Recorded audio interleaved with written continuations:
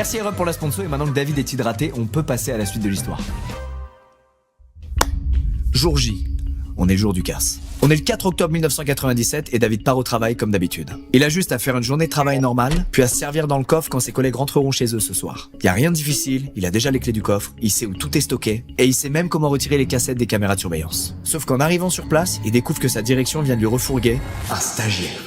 Un putain de stagiaire. Un gars absolument pas prévu au casting mais qui doit être formé en tant que superviseur. Ce stagiaire, il va donc lui coller au cul toute la journée à scruter ses moindres mouvements dans le moindre détail. Le timing est excellent. Donc là on se dit tous la même chose que David, c'est-à-dire bon bah c'est pas aujourd'hui qu'il faut faire le braquage, on va attendre un autre jour. Mais malheureusement c'est impossible. C'est impossible parce qu'aujourd'hui c'est l'une des rares fois où David peut assurer seul la fermeture. Et c'est aussi l'une des rares fois où le coffre est plein à craquer. Donc c'est impossible de faire marche arrière maintenant. Mais David il a un plan, il les connaît ces stagiaires. Donc juste avant la fermeture, il lui propose de rentrer un peu plus tôt chez lui, en mode petit cadeau du boss. Sauf que le gars est justement ici pour apprendre à gérer une fermeture. Comment verrouiller le coffre, comment foutre l'alarme, il veut tout savoir, c'est le stagiaire le plus investi des US là.